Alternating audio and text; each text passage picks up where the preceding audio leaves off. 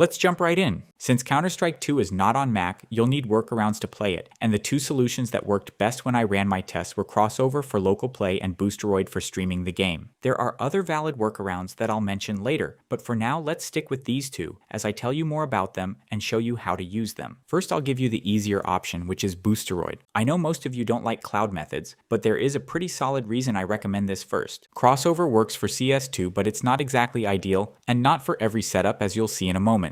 On the other hand, you can be on the basest of base MacBook Air models and play this game with no problem through Boosteroid, because the game is actually running on a remote PC rig that streams the game to your machine.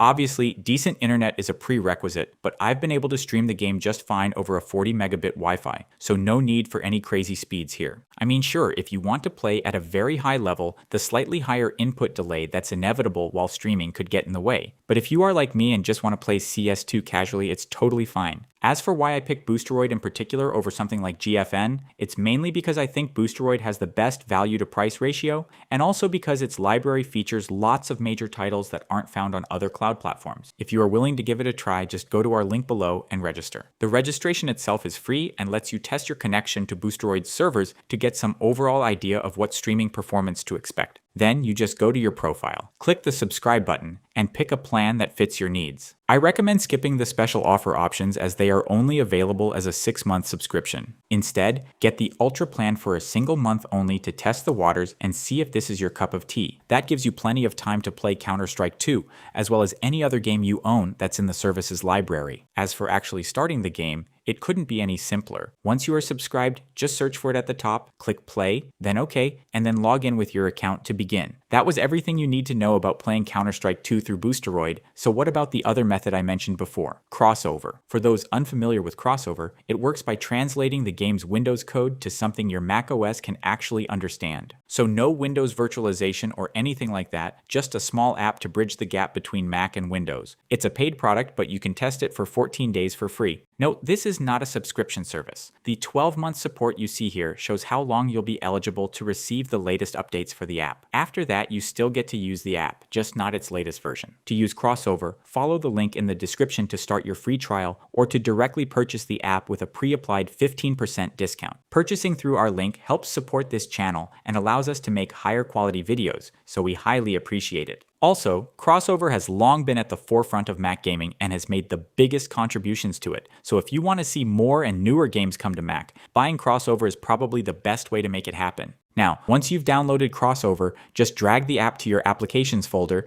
then find it there and open it. If you already bought the app, click the Unlock option to activate its full version, and if you want the free trial first, click Try Now to continue. Once in the app, go to Install, search for Steam, and install the Windows version of it. Then just log in, find Counter-Strike 2, install it, and once that's done, launch the game through Steam.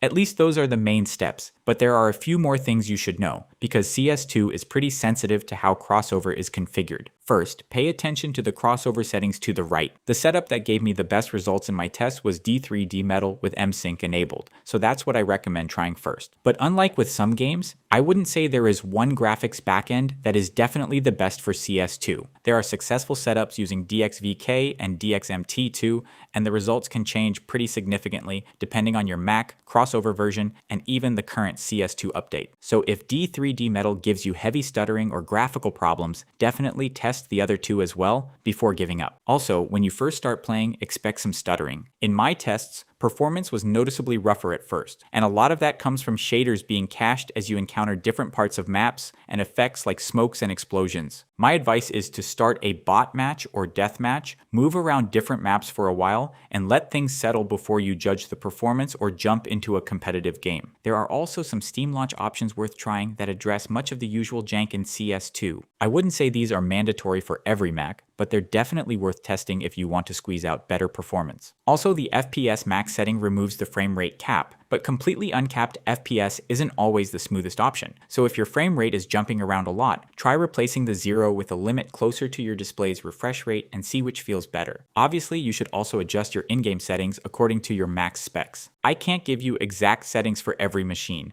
but if you need more performance, keep shadows, textures, shaders, and particles low, disable ambient occlusion, and use the performance option for HDR. You can also experiment with FSR on performance, although personally, I'd compare it against simply lowering the game's resolution and use whichever looks and feels better. Moderate resolutions work particularly well here, and if you don't mind the classic Counter-Strike look, something like a lower resolution 4:3 setup can give you a pretty substantial performance boost. I'd also keep Crossover's high resolution mode disabled unless you have a specific reason to use it. During my own tests on my 14-inch M2 Pro with 16GB, performance was okay-ish. On the medium graphics preset and 1080p resolution, my FPS rate generally ranged between 40 and 50 once the shaders were compiled. Then I lowered the settings I just talked about and my average FPS got to around 60. There was a bit of stutter every now and again, but that's not related to my Mac's specs. It's just a quirk of the game when played in Crossover, and it wasn't too disruptive. Just remember, this is Counter-Strike, so consistent frame times and responsive input matter much more than making the game look as pretty as possible. Speaking of input, there's one more thing that can have a huge effect on your experience with the game. If your mouse feels floaty, or just different from what you're used to on Windows, macOS pointer acceleration may be the reason. Disabling pointer acceleration made the mouse feel much better in my testing, and tools like Exact Mouse are another option if you want something closer to the Windows mouse behavior. There are a couple of other fixes worth knowing about too. If your sound or microphone starts crackling, try opening Audio MIDI setup in macOS and increasing the audio sample rate. A 96 kHz setting has fixed this in working CS2 setups. And if the game itself is running smoothly but you are getting weird ping spikes or jitter, there are reports of macOS AWDL network activity being responsible. Temporarily disabling AWDL can be worth testing in that specific situation, but I'd only treat it as a troubleshooting step and turn it back on afterwards rather than leaving it disabled permanently. So overall, CS2 does work through Crossover, but it's not quite the type of game where you install it, select one setting, and never think about it again. The exact backend, shaders, graphics settings, and input setup can make a significant difference, and updates can sometimes change which configuration works best. But once I had everything configured and gave the shaders some time to settle, the experience was surprisingly playable. Now, as I said, there are other ways to run Windows games locally on Mac. Some free alternatives can achieve similar things. Sikarugir is one free alternative that I like quite a lot, but only if you have a bit of experience. It's a much more hands-on option that's also more dependent on specific community fixes and versions. So if you specifically want to play CS2 locally, Crossover is the method I'd recommend for most users.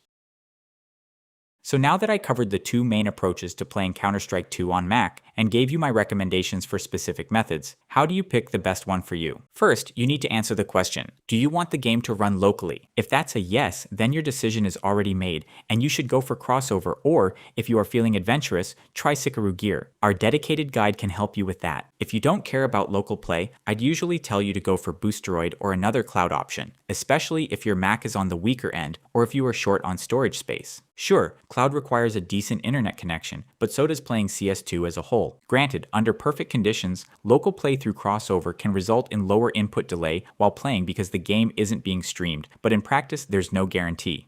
So to recap, Crossover is best for users with decent Macs with 16 or more gigs of memory and/or users who don't have the best internet. On the other hand, Boosteroid and other cloud solutions are great on any Mac with decent internet, but are especially useful on less powerful machines or ones with limited storage. So that's it for this video. We hope you found it helpful. If you did, we'd greatly appreciate it if you hit the like button and subscribe to our channel. Take care and see you in the next one.